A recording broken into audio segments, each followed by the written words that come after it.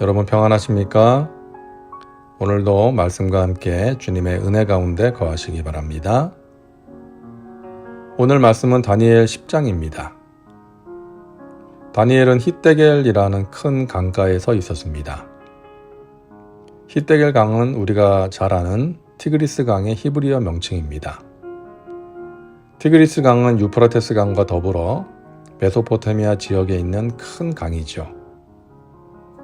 그때 그는 세마포 옷을 입고 허리에 순금띠를 띤 천사를 만나게 됩니다.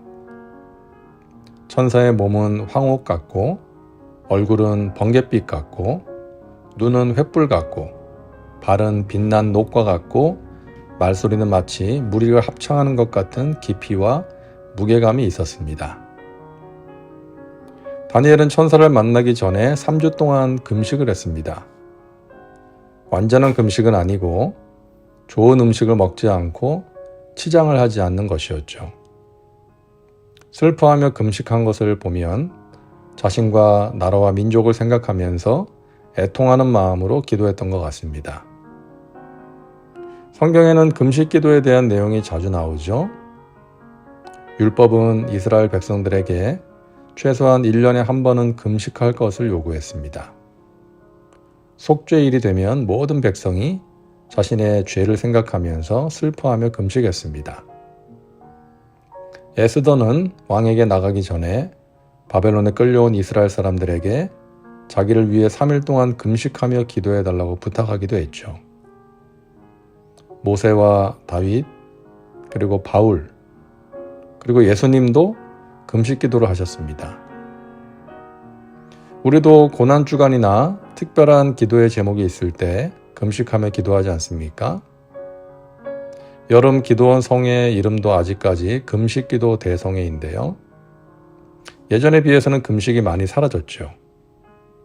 하지만 성경의 여러 인물들이 금식하며 기도했고 무엇보다 우리 예수님께서 금식하며 기도하셨기에 우리도 금식 기도를 영적인 삶의 한 부분으로 실천하는 것도 좋지 않을까 생각합니다. 물론 자신의 건강 상태를 살펴가며 해야겠죠. 자, 다니엘은 천사를 만나고 환상을 볼 때 낯빛이 어두워졌고 온몸에 힘이 빠졌습니다. 너무나도 장엄하고 거룩한 분위기에 압도되었기 때문이죠.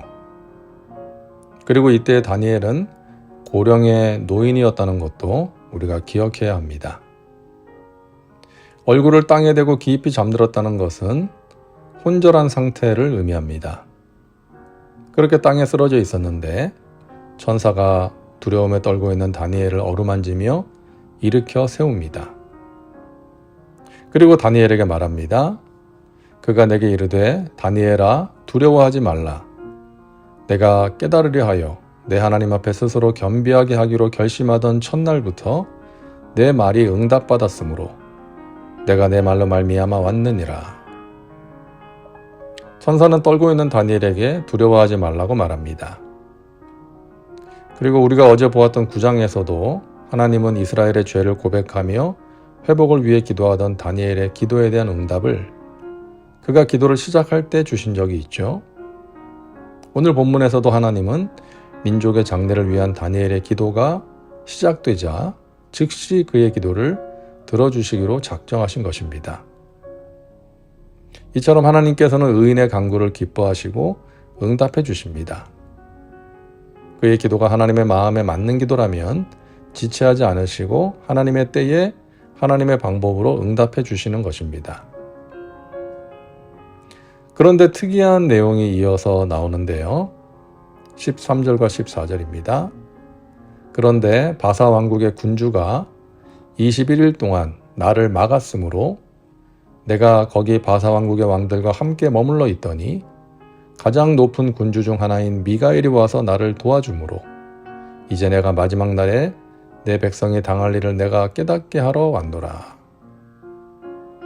천사는 다니엘의 기도를 시작한 날부터 하나님의 응답을 가지고 그에게 오기를 원했지만 바사 왕국의 군주가 21일 동안 막았다고 말합니다.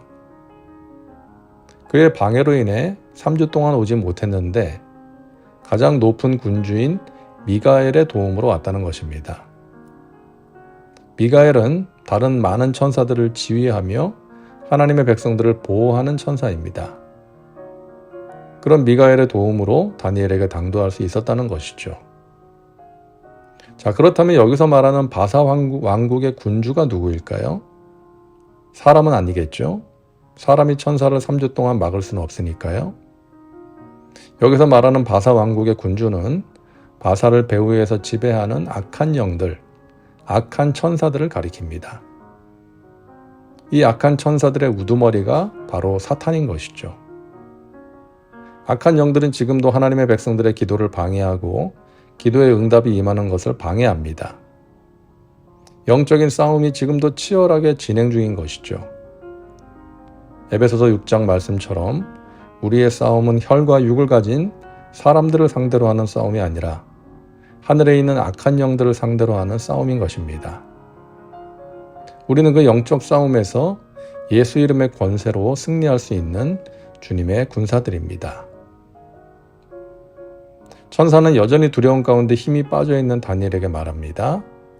이르되 큰 은총을 받은 사람이여 두려워하지 말라. 평안하라.